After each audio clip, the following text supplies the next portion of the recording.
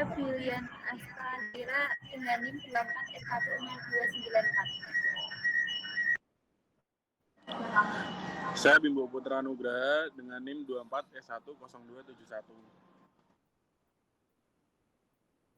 Saya Maria Lilita Seminduro dengan NIM 24S10334. Oke, di sini apa sih psikologi sosial? Nah, psikologi sosial sendiri atau biasa disebut dengan sosial psikologi adalah kajian cara manusia berpikir mengenai orang lain, mempengaruhi dan berhubungan dengan orang lain. Jadi, psikologi sosial ini sendiri adalah sebuah ruang lingkup yang membahas perilaku individu yang berasal dari status sosial, pemikiran sosial, pengaruh sosial, dan perilaku sosial. Nah, di dalam psikologi sosial sendiri terdapat kognisi sosial. Nah, kognisi sosial itu sendiri mencakup cara kita berpikir tentang diri sendiri, orang lain, dan berhubungan sosial dan hubungan sosial. Nah, di kognisi sosial ini ada beberapa konsep. Yang pertama, ada persepsi orang. Nah, persepsi orang ini adalah proses kognitif untuk memahami lingkungan sekitar, termasuk orang dan perilaku mereka. Nah, persepsi ini sendiri terjadi ketika panca indera atau mata menangkap stimulus atau objek, lalu stimulus ini yang telah kita terima dibawa ke otak dan otak membuat kesan atau jawaban yang persepsi. Nah, setelah itu, dalam persepsi ini juga terdapat efek self-fulfilling prophecy. Nama lainnya atau manifesting, yang berarti bahwa pengharapan kita terhadap orang lain dapat memiliki dampak kuat pada bagaimana pada akhirnya mereka berperilaku. Nah, contoh dari persepsi orang ini sendiri yaitu jika seseorang atau sebuah individu yakin bahwa dia wawancara kerja itu bisa melakukan yang terbaik dan dia percaya kalau dia pasti membuahkan hasil yang terbaik. Nah, pasti dia merasa lebih siap dan menjawab pertanyaan dengan percaya diri. Lalu yang kedua, ada atribusi. Atribusi sendiri nama lainnya adalah penilaian. Nah, atribusi adalah berbagai pikiran kita mengenai mengapa orang-orang berperilaku seperti yang mereka lakukan dan mengenai siapa atau apa yang bertanggung jawab untuk akibat suatu peristiwa. Contoh dari atribusi ini adalah seorang siswa yang mendapatkan nilai buruk, pasti dia ngerasa kalau semisal dia udah berusaha sekuat mungkin, udah belajar semaksimal mungkin, tapi tetap dapat nilai yang buruk, dia pasti menyalahkan faktor luar atau eksternal yang yaitu adalah gurunya. Karena tidak menjelaskan materi secara benar sehingga ia belajar apapun masih tetap salah. Lalu sebaliknya, jika seorang siswa yang mendapat nilai bagus, pasti menghubungkannya dengan keberuntungan atau faktor dari dirinya sendiri bahwa dia udah berhasil dalam proses pembelajaran. Selanjutnya ada sebagai objek sosial. Nah, di sini pandangan yang menjadikan diri pribadi sebagai objek dalam proses komunikasi. Jadi itu artinya individu membentuk kesan-kesan mengenai dirinya sendiri. Jadi diri kita sendiri ini sebagai objek sosial yang akan kita lihat sendiri. Contohnya, ketika seseorang mengamati perilaku fisiknya atau penampilan fisiknya melalui secara langsung di hadapan cermin. Kemudian, pasti diri kita sendiri ini bakal menilai bahwa penampilan kita itu bagaimana, pakaian kita juga bagaimana, lalu bentuk badan kita gimana, tinggi badan kita gimana, terus ekspresi wajah kita juga bagaimana, seperti itu. Nah, penilaian-penilaian itu semua akan berpengaruh terhadap cara individu memberi kesan terhadap dirinya sendiri. Kalau semisal, oh ternyata aku kelihatan lebih cantik, atau gimana gitu. Lalu selanjutnya ada sikap. Nah, sikap ini adalah pendapat kita mengenai orang-orang, objek, dan gagasan. Sikap sendiri memiliki 3 komponen, yaitu yang pertama ada afektif. Afektif ini sendiri itu sebuah feeling atau emosi seperti itu. Jadi yaitu perasaan atau emosi yang terkait dengan objek sikap. Contohnya, ketika kita melihat sebuah kecoa, pasti kita bilang, ih saya takut dan benci sama kecoa. Nah, di situ kan sudah menunjukkan perasaan kita takut dan mengungkapkan emosi kita bahwa kita itu benci.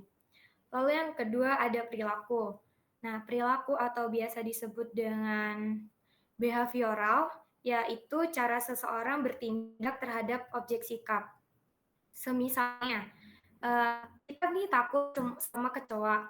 Perilaku kita atau tindakan kita itu menjauhi kecoa, dan akhirnya kita berhasil untuk pergi jauh dari kecoa itu sendiri. Lalu yang terakhir ada kognitif atau pemikiran, yaitu keyakinan, pikiran, dan atribut yang dikaitkan seseorang dengan objek sikap. Contohnya, kalau semisal kecoa nih, kita percaya kalau kecoa itu tuh tinggalnya di tempat kotor dan membawa penyakit. Maka dari itu kita melakukan perilaku kita menjauhkan, terus kita juga memiliki perasaan membenci kecoa itu sendiri.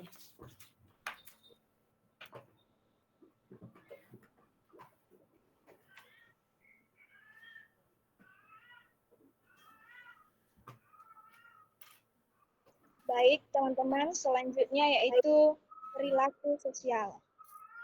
Nah, bisa kita artikan perilaku sosial itu artinya bagaimana individu berperilaku dan berinteraksi dengan orang lain dalam konteks sosial. Next.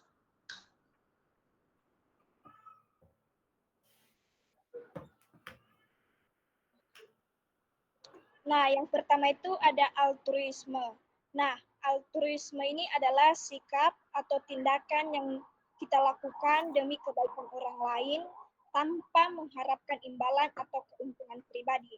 Nah, seseorang yang berperilaku altruistis ini juga teman-teman atau biasanya rela mengorbankan waktu, tenaga, atau sumber dayanya demi membantu orang lain. Bahkan jika itu merugikan atau tidak menguntungkan dirinya sendiri. Contoh dari sikap perilaku sosial altruisme ini adalah misalnya mengumpulkan dana untuk korban bencana, seterusnya berbagi makanan atau barang seperti pakaian, kebutuhan lain, atau makanan. Nah, next.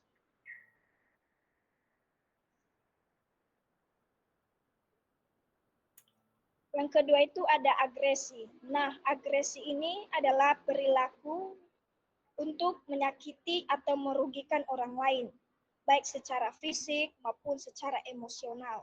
Nah, agresi ini juga bisa muncul sebagai respon terhadap frustasi, ancaman, atau situasi tertentu yang bisa memancing emosi negatif kita. Nah, bentuk agresi ini juga dapat berupa seperti tindakan fisik, seperti memukul atau menendang maupun mengejek dan merendahkan orang lain. Next.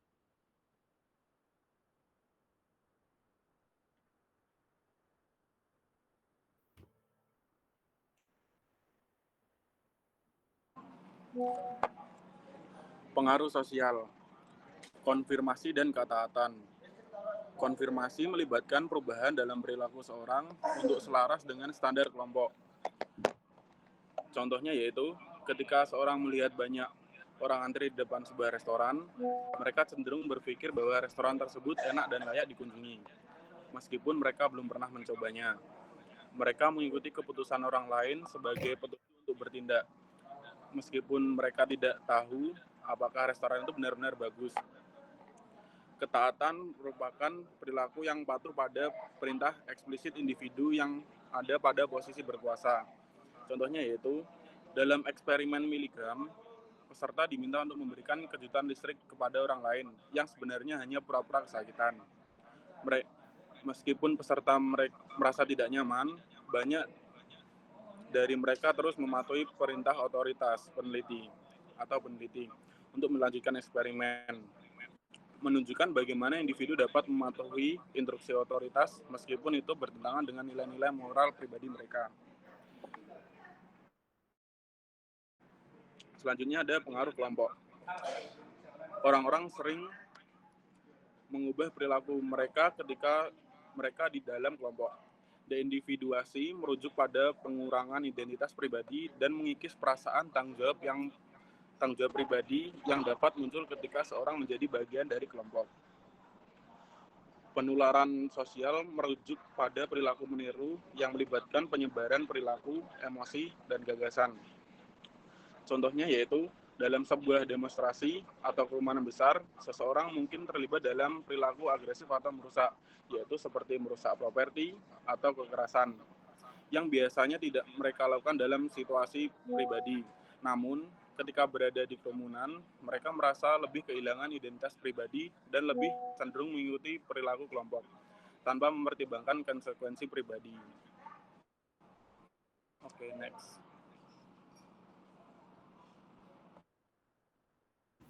Yang selanjutnya adalah hubungan antar kelompok.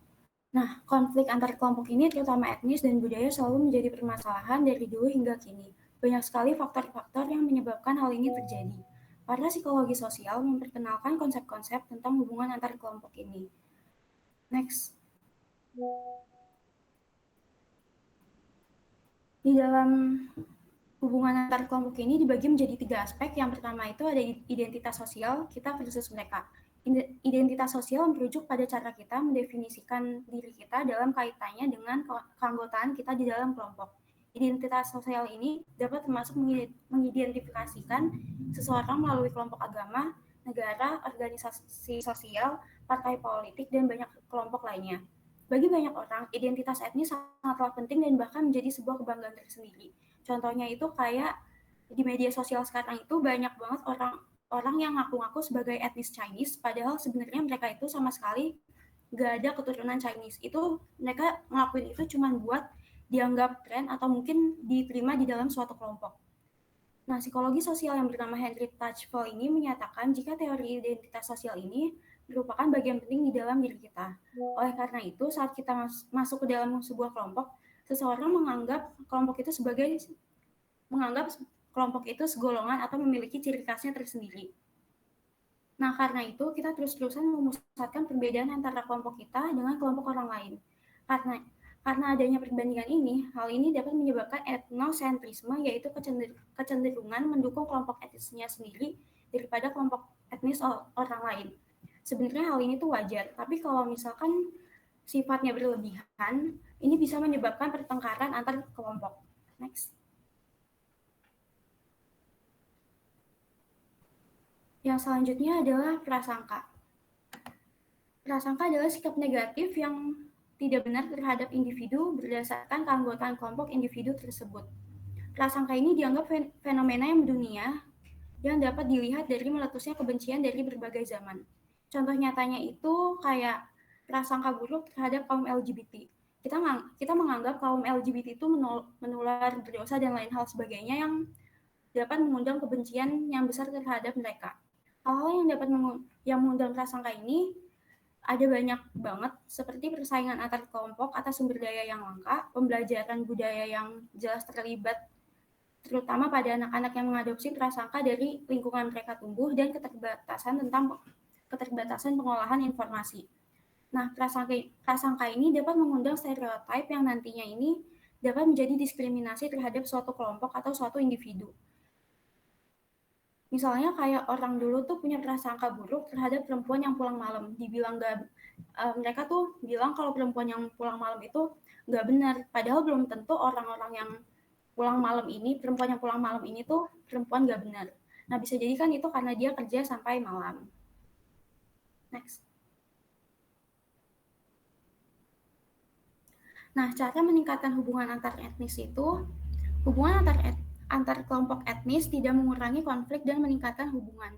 Satu strategi efektif untuk meningkatkan efek hubungan antar kelompok adalah menciptakan kerjasama yang berorientasi tugas di antara individu-individu dari kelompok yang berbeda. Contohnya itu seperti ketika kita di dalam kelas, guru bisa memberikan tugas kelompok yang mempelajari tentang kebudayaan dari suatu negara ataupun daerah lain. Dalam kelompok tersebut mengharuskan siswa berasal dari etnis yang berbeda sehingga siswa dapat mengenal etnis satu sama lain dan juga meningkatkan harga diri, prestasi, akademik yang baik, persahabatan, dan juga persahabatan antar etnis. Next.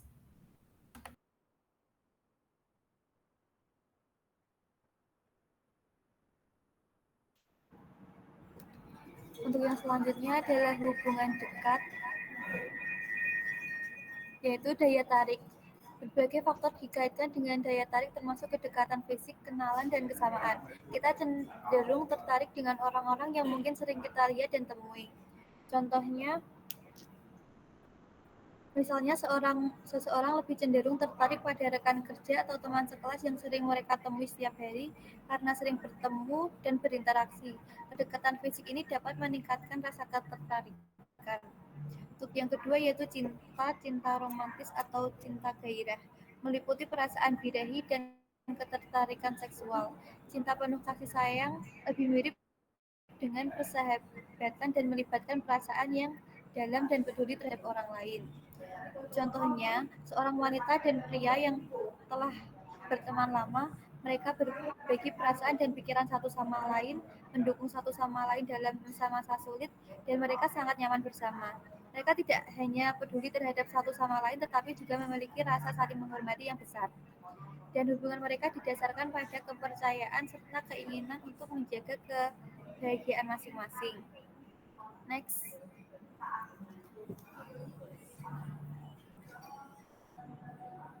Berbagai model hubungan dekat membuat cinta bekerja. Para psikologi sosial telah memperkenalkan sejumlah model untuk memahami hubungan dekat. Teori pertukaran sosial lebih mungkin berhasil jika individu merasa mereka mendapatkan hasil dari hubungan sesuai dengan apa yang telah mereka tempatkan. Ada pendekatan lain pada hubungan dekat termasuk model investasi dan ilusi positif. Contohnya, seorang anak mungkin membantu orang tuanya dengan pekerjaan rumah tangga sebagai bentuk pertukaran untuk mendapatkan perhatian, kasih sayang, atau dukungan emosional dari orang tuanya. Next.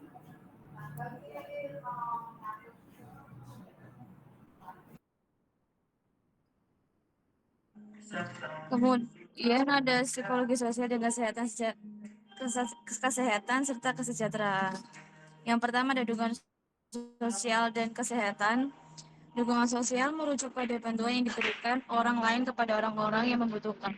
Dukungan dapat berbentuk bantuan nyata, informasi, atau dukungan emosional. Contohnya, teman atau keluarga mendengarkan dan memberikan semangat kepada seseorang yang sedang sakit atau menghadapi masalah kesehatan.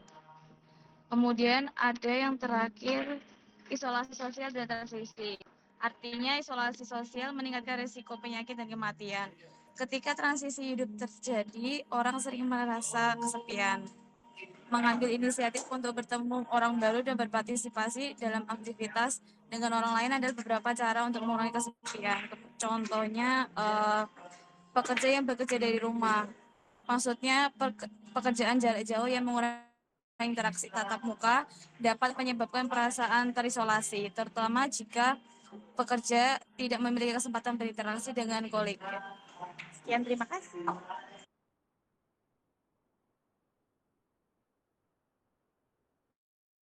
Sudah ya, selesai ya?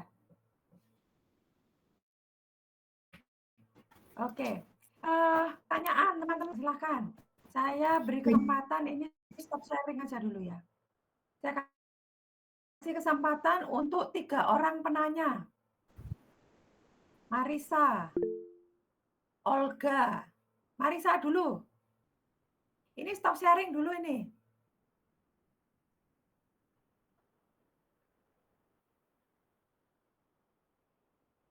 Marisa, silakan. Baik, perkenalkan nama saya Marisa dengan NIM 24S10276. Tadi kan sempat dibahas mengenai konformitas dan juga kepatuhan. Nah, apakah ada perbedaan budaya dalam tingkat konformitas tersebut dan bagaimana nilai-nilai budaya itu dapat mempengaruhi kecenderungan seseorang atau individu untuk mengikuti norma sosial yang ada di sekitarnya? Terima kasih. Oke, Olga, kita kumpulin dulu ya. Olga, silakan. Baik, terima kasih atas kesempatannya. Tadi kan dibicarakan jika psikologi sosial itu adalah bagaimana kita berinteraksi dengan orang lain. Nah, terkadang terjadi hal negatif antara komunikasi itu sehingga menyebabkan isolasi diri.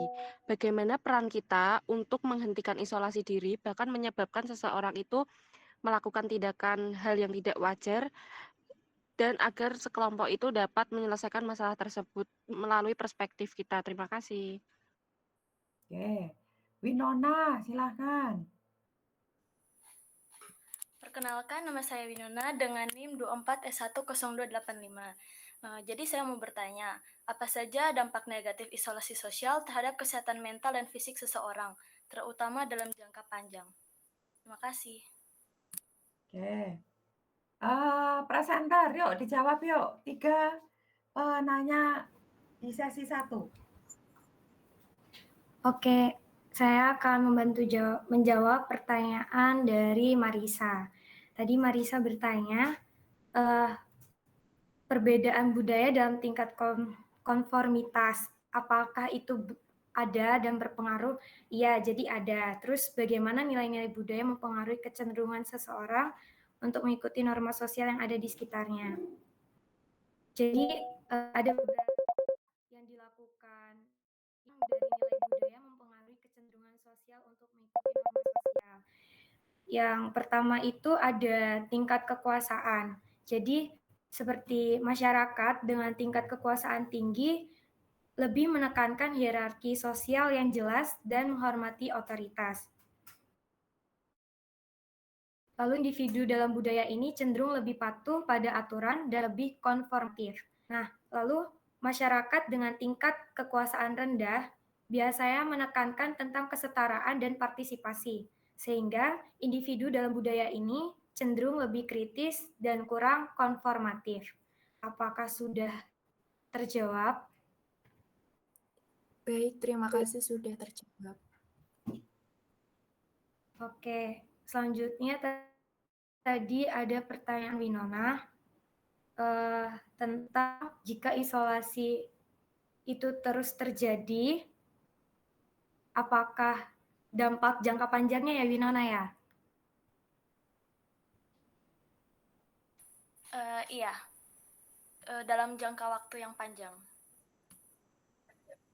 Oke, jadi isolasi sosial yang artinya tuh dia kayak cenderung lebih maunya sendiri gitu, nggak mau berbaur dengan yang lain. Nah, apa sih dampak dari itu sendiri? Dampaknya itu nanti dalam kesehatan mental itu akan mengakibatkan dia cenderung merasa cepat cemas, lalu juga cepat terbawa emosi atau kontrol emosinya itu belum benar, lalu juga merasa dirinya itu tidak membutuhkan orang lain, terus juga merasa hidupnya itu ngerasa kesepian. Jadi maka dari itu isolasi sosial itu perlu adanya inisiatif dari individu sendiri untuk berani keluar dari zona amannya atau zona nyamannya sehingga mau berbaur dengan orang lain dan bertemu dengan orang yang baru. Apakah sudah menjawab? Iya, sudah. Makasih ya. Oke. Siapa yang jawab pertanyaannya Olga? Silahkan.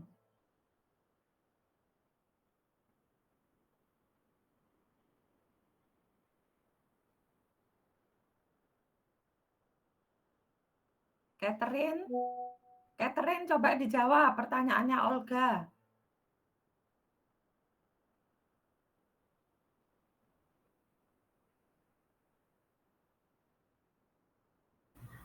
Tadi Olga kalau nggak salah itu bertanya tentang bagaimana peran kita untuk menghentikan isolasi diri dan juga menghentikan orang lain bersikap tidak wajar. Iya, bukan begitu Olga? Bukan. Iya, benar. Diulang? Oh, oke. Cara menghentikannya itu tuh kita bisa dengan cara berbaur dengan orang lain. Kayak kita kalau misalkan merasa kesepian ya kita berusaha buat temenan sama orang lain atau join organisasi dan lain hal sebagainya. Oke, sudah ya, clear ya semua ya. Kita buka sesi yang kedua, 3 orang penanya lagi, silahkan. 3 orang penanya lagi. Mari. Tadi dipresentasikan dampak negatif ya dari relasi sosial, ada prasangka ya. Lalu juga muncul tadi isolasi sosial. Oke, baik. Immanuel, silahkan. Ya, terima kasih. Perkenalkan, nama saya Immanuel dengan NIM 24S10345. Yang mau saya tanyain tentang yang isolasi mandiri, isolasi sosial itu apa sampai menyebabkan apa bisa menyebabkan kematian? Terima kasih. Ya, yang berikutnya siapa lagi? Yang berikutnya? Halo? Ini 61 orang ini tidur apa enggak ini tadi ya? Mendengarkan apa enggak ini ya? Ya sudah, dijawab dulu. Immanuel. Silakan, presenter. Oke, saya izin menjawab pertanyaan Immanuel tentang kenapa tadi di presentasi isolasi sosial itu menyebabkan kematian. Nah, isolasi sosial tadi kan udah sempat disinggung kalau misal isolasi sosial itu contohnya kayak orang itu lebih mau dirinya itu sendiri. Dan akhirnya kenapa menyebabkan kematian? Karena dari kesendirian orang itu sendiri, dia merasa sepi, dia merasa cemas, akhirnya mengakibatkan kesehatan mentalnya down, lalu merusak juga pemikiran sehingga ia merasa mudah sakit, mudah terganggu tentang kesehatannya. Makanya akhirnya menyebabkan isolasi sosial itu lebih mudah menyebabkan seseorang dalam kematian. Maka dari itu perlu adanya kita untuk berbaur dengan orang lain seperti mencari teman, baik teman curhat atau apapun itu, sehingga kita itu tuh lebih bersemangat menjalani kehidupan ini. Apakah sudah menjawab? Ya. Terima kasih. Pada intinya kan individu itu kan makhluk sosial gitu ya. Ada waktu dia ingin sendiri benar. Tetapi ada waktu juga dia ingin bersama dengan orang-orang yang ada di sekitarnya. Tadi presenter sudah bilang kalau individu itu ada dalam situasi sosial, dalam isolasi sosial, maka besar kemungkinan terjadi kesepian gitu ya. Nah, dalam relasi sosial itu juga diharapkan adanya dukungan sosial. Kamu bisa, kamu adalah temanku, kami semuanya mendukung kamu gitu ya. Hal-hal seperti itu kan perlu didengar oleh seseorang gitu ya. Oke. Presenter tadi itu juga sudah menyampaikan tentang persepsi sosial. Persepsi sosial itu adalah interpretasi individu terhadap komunitas. Jadi misalnya kalau orang Jawa disebutkan bodoh gitu ya. Oh lah, Jawa goblok misalnya gitu ya. Oh lah, Cina pelit. Nah itu ya, itu adalah persepsi sosial. Orang Cina yang nggak pelit ya banyak, gitu kan. Orang Jawa yang pinter ya banyak gitu ya. Tetapi muncul stigma seperti itu karena pada umumnya orang Jawa tuh nggak pinter. Orang Cina tuh pada umumnya tuh nggak apa ya, tidak suka. Orang Jawa tuh bilangnya kalau lawannya pelit itu lomo. Lomo itu gampang memberi gitu ya. Pada umumnya itu sering yang pelit gitu ya. Jadi itu disebutkan sebagai persepsi sosial. Oke. Pertanyaan yang berikutnya, mari teman-teman, silakan. Muhammad, silakan. Gus, saya mau bertanya, apakah isolasi sosial itu dapat muncul karena adanya trauma masa lalu? Terima kasih. Bimbo, kamu tuh sedang apa di situ, ngobrol sama siapa? Tidak ada, Bu. Tidak ada apa, saya dari sini lihat kamu tuh bicara terus dari tadi. Ini pertanyaannya si Muhammad, silakan dijawab.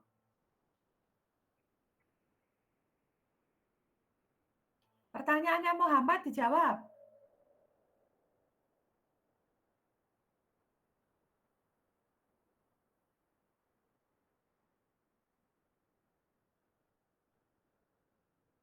Kamu tahu pertanyaannya? Baik, Bu.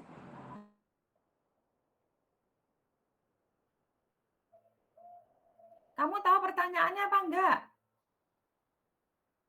Tahu, Bu. Pertanyaannya oke. tentang apakah isolasi sosial pengaruh dalam trauma masa lalu. Dijawab, silakan. Baik, Bu. Materinya.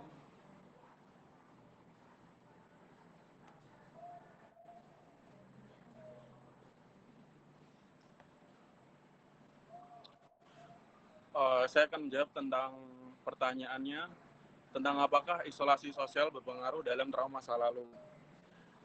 Isolasi sosial dapat berpengaruh besar terhadap trauma masa lalu, baik memperburuk maupun memperpanjang dampaknya.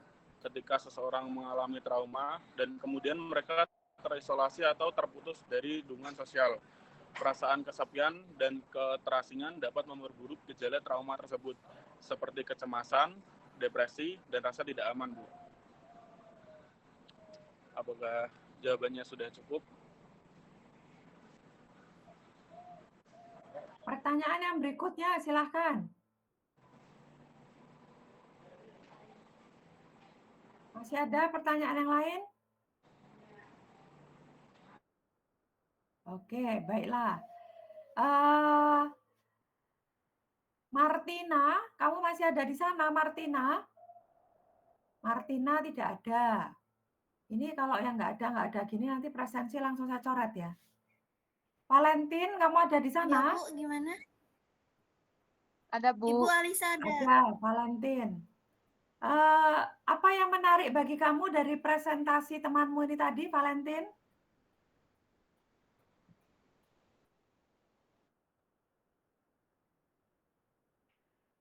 Apa yang menarik, Valentin? Tidak ada, kamu tidak mendengarkan. Baik, Bu, baik, Bu. Apa yang apa jawabannya? Bagi saya presentasi kali ini menarik karena teman-teman presenter semua dapat membagikan atau mempresentasikan hasil diskusi mereka dengan sangat baik, dan karena mereka juga mengaitkannya dalam kehidupan kita sehari-hari, sehingga menurut saya ini sangat mudah dimengerti gitu, Bu. Yang mana yang dikaitkan dengan kehidupan sehari-hari? Yang mana? Wah, kamu nggak dengerin itu. Itu, Bu, tentang atribusi itu, Bu. Atribusi itu apa toh? Itu tentang persepsi seseorang, Bu. Atribusi Untuk kok persepsi seseorang. persepsi? Atribusi itu apa artinya, Valentin? Tentang Coba kamu buka kamera, Valentin.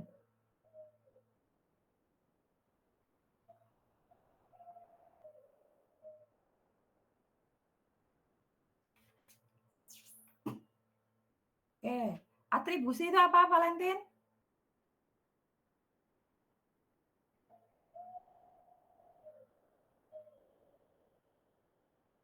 Apa, Valentin? Atribusi.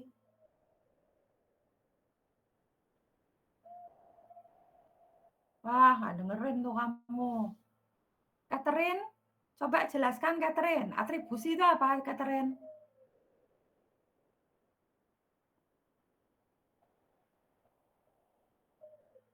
Penilaian kita mengenai mengapa orang-orang berperilaku demikian dan siapa yang bertanggung jawab untuk akibat dan untuk akibatnya. Ya, jadi atribusi itu menunjukkan hubungan sebab dan akibat. Ya. Kenapa kok seorang mahasiswa mau kuliah di Fakultas Psikologi? Jawabannya dia ingin menjadi sarjana psikologi, misalnya gitu ya. Oke. Ignatius, kamu masih ada di sana? Wah, Ignatius sudah tidak ada di sana. Ada, Bu. Ada. Apa yang menarik bagimu dari presentasi tadi? Menarik tadi membahas soal apa yang Benar, Bu. Ke nge-lag nih.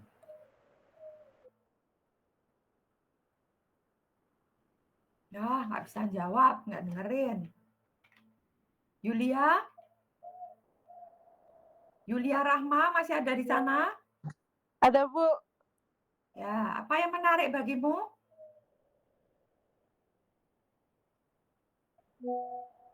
Ini juga nggak dengerin ini. Anastasia? Anastasia Michelle tidak ada di sana. Reynaldo ada di sana? Reynaldo juga tidak ada di sana. Ini pokoknya yang saya panggil nggak ada orangnya, nanti presensinya langsung saya coret ya. Nggak ada orangnya kok. Anggun masih ada di sana? Anggun juga nggak ada. Ada, Ibu. Ada. Apa yang menarik bagimu?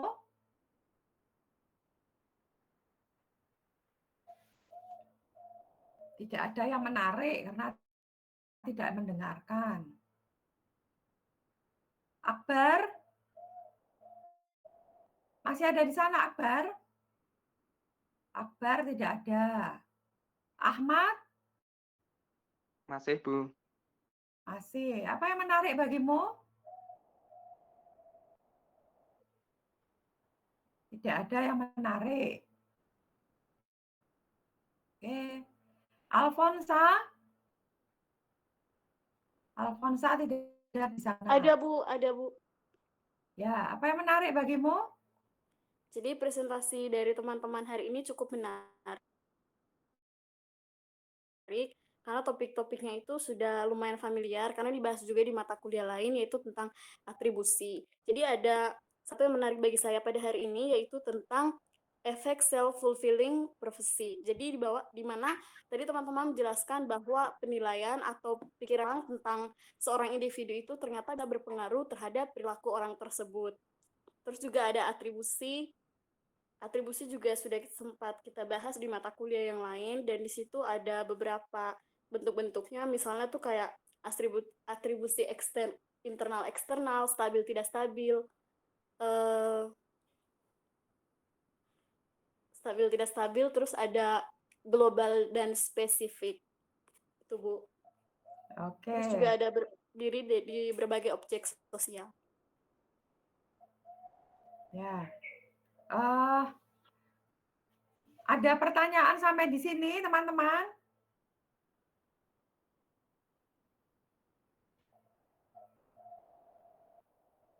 Silahkan apabila ada pertanyaan.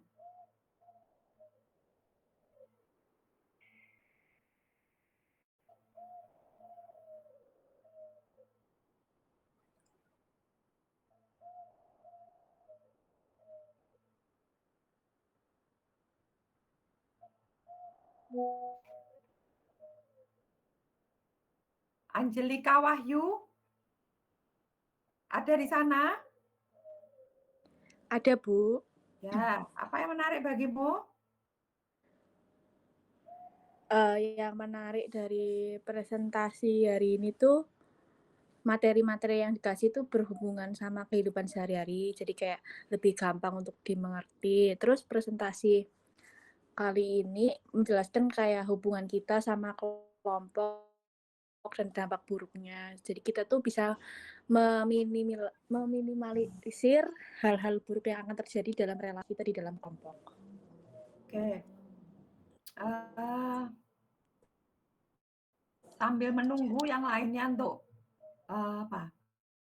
bertanya, presensi dulu ya teman-teman ya, sambil menunggu teman yang lain bertanya.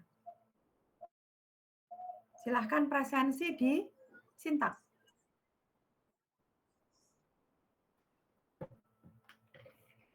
Seperti biasa, mahasiswa yang bertanya mendapat poin 5 ya. Jadi tidak beresiko. Ya, Michelle, silakan. Terima kasih Bu kesempatannya. Saya Michelle Abigail dengan NIM 4 9290. Nah, saya mau bertanya tentang yang mengenai isolasi mandiri tadi. Nah, misalnya ada orang yang mengisolasikan dirinya, terus dia kan tadi Catherine kasih jawaban tentang yang caranya organisasi, terus berbaur dengan orang lain. Misalnya ada orangnya itu introvert, terus dia nggak mau berbaur dan mengikuti organisasi lain. Apakah ada cara mengatasi yang lain? Oke, kita kumpulin dulu ya. Yulia, silakan Yulia. Baik, terima kasih. Saya mau bertanya, bagaimana jika seseorang terus-menerus menggunakan identitas kelompok dan mempengaruhi kehidupan sosial kita sehari-hari? Oke, Anastasia, silakan. Tadi kan saya mau bertanya, tadi kan disebutkan kalau isolasi diri itu dapat meningkatkan resiko penyakit dan kematian. Tapi ada beberapa orang yang menganggap isolasi sosial itu sebagai terapi, itu gimana ya, Bu? Isolasi sosial sebagai terapi. Iya. Itu kamu baca di mana itu ya? Atau kamu dengar dari mana itu? Isolasi sosial menjadi terapi? Relevan dengan kehidupan sih, Bu. Soalnya kayak ada beberapa teman tuh kalau misal dia lagi mungkin kayak lagi down gitu, dia lebih memilih kalau mengisolasi diri dan menenangkan dirinya sendiri gitu. Jadi dia nggak mau bergaul sama siapa-siapa sampai dia tenang. Oh, itu menarik diri toh, bukan isolasi diri. Menarik diri ya itu ya. Oke, baik. Yuk, presenter yuk dijawab pertanyaan 3 orang temanmu. Silakan. Izin menjawab pertanyaan Michelle Abigail tadi ya. Cara mengatasi orang introvert, benar nggak? Iya. Oke, jadi cara mengatasi orang introvert. Kita tahu sendiri orang introvert itu tuh benar-benar menutup dirinya. Paling pertama, cara kita biar dia itu bisa, ya boleh introvert, tapi jangan terlalu yang benar-benar menyembunyikan diri, karena kita tuh juga makhluk sosial yang memerlukan orang lain. Jadi kita perlu mendekati orang-orang yang introvert, bisa sebagai teman curhat ataupun teman yang bisa membantu dia keluar dari zona nyamannya secara dirinya sendiri, seperti itu. Jadi intinya caranya itu bisa kayak kita menarik orang itu untuk ya ajak sebagai teman, terus membuat dia nyaman kalau semisal oh ternyata gini kalau punya teman atau sahabat yang bisa dengerin curhat ataupun dengerin apapun yang dia bicarakan, seperti itu. Apakah sudah menjawab? Ya sudah, terima kasih.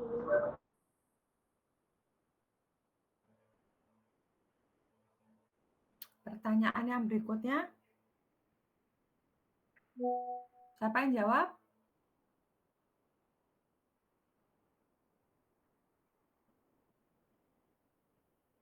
Pertanyaan yang kedua. Pertanyaan yang kedua tadi apa ya? Coba tolong diulang.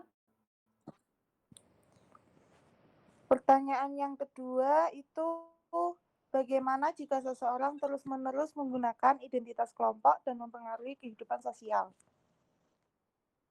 Contohnya apa itu ya? Memakai identitas kelompok mempengaruhi lingkungan sosial. Apa contohnya ya? Yulia. Yang tanya tadi Yulia ya. Pertanyaanmu itu arahnya ke kemana itu Yulia? Kayak contohnya tuh kalau misalkan dia tuh ngaku-ngaku Chinese gitu, Bu. Tapi padahal tuh dia tuh bukan Chinese gitu loh. Terus? Jadi pengaruh sosialnya tuh gimana gitu. Kan dia ngebawa-bawa dari kelompok yang Chinese itu toh. Gini, yang jawab saya ya. Kalau jadi gini, setiap etnis itu punya value. Setiap etnis itu punya nilai-nilai yang harus dibawa. Nah, setiap etnis itu juga mempunyai etnis center atau disebutnya etnis sentris. Misalnya, orang Jawa merasa yang paling bagus itu ya etnis Jawa. Orang Batak itu punya pendapat yang paling bagus itu adalah etnis Batak. Itu yang disebut sebagai etnis sentris. Nah, sekarang kalau misalnya orang Jawa tapi ngakunya sebagai orang Cina gitu ya, itu tuh dampaknya apa? Yang pertama, dia akan kehilangan identitas diri. Identitas diri bagaimana lah? Dia kan orang Jawa, kok ngakunya sebagai orang Cina, ya. Karena kalau dia ngaku sebagai orang Cina, maka dia harus mengekspresikan nilai-nilai atau value-value yang dipegang oleh orang Cina. Bisa enggak dia menunjukkan dia berminat terhadap dagang, misalnya orang Cina kan senangnya dagang ya. Dia harus menunjukkan ketertarikan pada dagang misalnya. Dia harus menunjukkan minat misalnya pada mencari uang gitu ya. Dia harus menunjukkan minat tampil pintar gitu ya. Itu dia kira-kira bisa apa enggak? Karena dengan demikian berarti dia tidak lagi menjadi dirinya. Dia menjadi seseorang seperti etnis yang mau dituju itu gitu ya. Jadi ini dampak negatif bagi dirinya. Satu lagi tentu saja menipu ya teman-teman ya. Karena dia bukan etnis Cina tapi dia ngakunya sebagai etnis Cina. Gitu ya Yulia ya. Ya baik Bu, terima kasih. Nah, pertanyaan yang ketiga tadi itu tuh bukan isolasi sosial ya teman-teman ya. Tetapi itu adalah penarikan diri. Contoh yang jelas ya isolasi sosial itu ya. Contoh yang jelas itu adalah misalnya laki-laki dan perempuan di sebuah desa digerebek karena mereka dianggap melakukan perilaku tidak senonoh. Perilaku melakukan hubungan suami istri misalnya. Nah, lalu kemudian kalau yang diceritakan di daerah-daerah itu kan terus mereka diarak gitu ya. Diarak dan seterusnya yang intinya itu mendapatkan hukuman sosial. Nah, hukuman sosial sudah lepas, lalu yang berikutnya adalah isolasi sosial. Isolasi sosial itu dalam artian dikucilkan gitu ya oleh lingkungannya. Itu baru betul-betul isolasi sosial. Tapi kalau menarik diri supaya lebih tenang dulu, ya itu bukan isolasi sosial. Ya, oke, baik. Masih adakah pertanyaan? Mari silahkan. Bila masih ada, Astrid. Lalu kemudian Alfonsa, silahkan. Baik Ibu, terima kasih sebelumnya. Tadi kan teman-teman presenter membahas juga tentang prasangka, yang dimana prasangka disebutkan bahwa adalah persaingan antar kelompok atas sumber daya yang langka. Lalu saya izin bertanya, apakah ada hubungan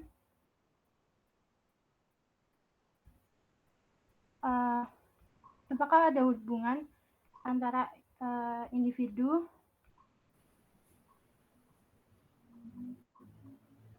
Apakah ada hubungan antara individu apa? Antara kepribadian individu dan kecenderungan untuk berprasangka. Terima kasih. Hubungan antara kepribadian dengan kecenderungan berprasangka. Oke, Alfonsa. Baik, perkenalkan saya Maya dengan NIM 24S10309. Di sini saya izin bertanya, kira-kira apakah konsep altruis itu bisa sama dengan perilaku people pleaser atau orang yang gak enakan? Dan kira-kira bagaimana dampaknya terhadap kesehatan mental dari altruisme itu sendiri? Terima kasih. Ya, yuk presenter yang jawab jangan Aurelia terus, yang lain juga. Presenternya semua buka kamera dulu. Siapa lagi temanmu Aurelia? Ya, siapa lagi presenternya? Buka kamera semua.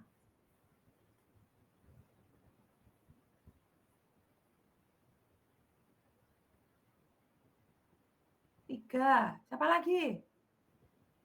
Tadi berapa ya? 6 ya? 6 ya?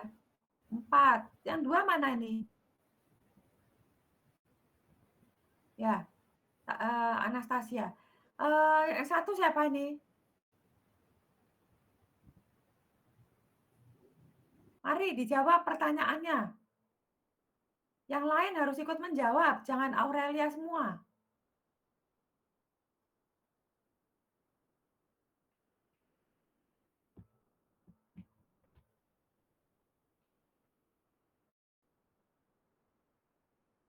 Siapa yang mau menjawab?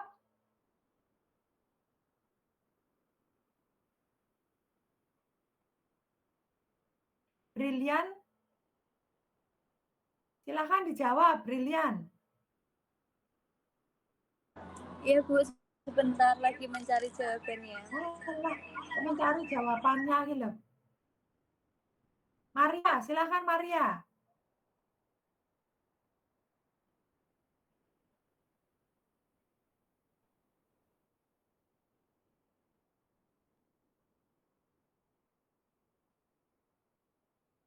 Maria? Baik, Bu.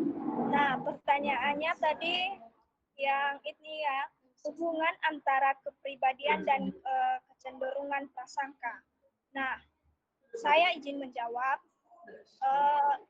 Di situ ya ada hubungan antara kepribadian seseorang dan kecenderungan prasangka. Nah, di sini juga ada beberapa ciri kepribadian tertentu yang bisa membuat seseorang lebih mudah atau lebih sulit memiliki prasangka terhadap orang atau kepada orang lain. Nah, misalnya ciri-ciri kepribadian yang itu terhadap rentan prasangka itu yang pertama ada kepribadian yang otoriter, yang maksudnya orang dengan kepribadian otoriter cenderung sangat menghargai aturan, hierarki, dan keteraturan. Nah, mereka bisa merasa tidak nyaman dengan perbedaan atau hal itu yang dianggap tidak sesuai dengan pandangan mereka, sehingga bisa memicu prasangka terhadap kelompok yang berbeda. Selanjutnya ada emosi yang tidak stabil. Nah, maksudnya di sini individu yang memiliki emosi yang tidak stabil dan mudah cemas, kadang mencari rasa aman dengan memihak kelompok sendiri dan menghindari atau curiga pada kelompok lain atau orang lain, sehingga prasangka itu lebih sering muncul. Yang pada saya mau menambahkan jawabannya Maria, bahwa orang-orang yang punya kecenderungan agresif ya, itu juga berpotensi untuk menimbulkan prasangka. Orang-orang yang agresif itu tidak suka damai kan itu ya. Mereka mempunyai kecenderungan untuk berprasangka. Prasangka itu negatif ya teman-teman ya. Oke, ya. Satu lagi pertanyaannya, silahkan siapa mau jawab? Altruisme. Anastasia, silahkan dijawab.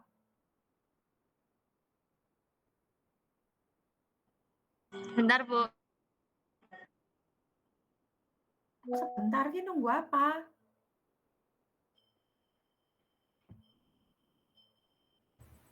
Ibu, saya izin menjawab pertanyaannya Astrid yang Astrid atau Maya? Telepon saya. Itu yang tentang apakah konsep altruisme itu sama dengan people pleaser. Jadi kalau altruisme itu adalah tindakan membantu orang lain tanpa mengharapkan imbalan apapun. Ini itu mendorong empati, kepedulian, dan keinginan untuk meningkatkan kesejahteraan orang lain. Altruisme ini sering melibatkan pengorbanan diri demi kepentingan orang lain. Kalau people pleaser itu lebih merujuk pada perasaan tidak nyaman atau canggung ketika menolak permintaan orang lain. Tindakan ini membantu dalam konteks ini sering kali didorong oleh keinginan untuk menghindari konflik, kayak aku tuh pengen ngebantuin dia biar dia tuh nggak berantem atau marah sama aku, kayak gitu. Apakah menjawab? Ya, jawabannya betul ya. Oke, terima kasih. Ya, jadi people pleasure dengan altruisme itu berbeda. Altruisme itu semata-mata mau membantu orang lain. Jadi lebih cenderung membantu orang lain daripada diri sendiri. Altruisme sampai batas tertentu bisa bisa dianggap wajar, tetapi selebihnya adalah menjadi hal negatif, ya. Jadi kan kalau yang bagus kan imbang ya teman-teman ya. Ya menolong orang lain, kemudian menolong diri sendiri itu 50-50 itu kan, yang bagus kan seperti itu. Tapi kalau dia lebih cenderung menolong orang lain, maka sudah menjadi tidak imbang gitu ya. Keperluannya diri sendiri menjadi tidak terpenuhi gitu ya, karena dia lebih fokus pada orang lain. Ya, baik. Masih ada lagi teman-teman? Masih ada lagi pertanyaan? Ya, baiklah. Yang belum presensi, silahkan presensi.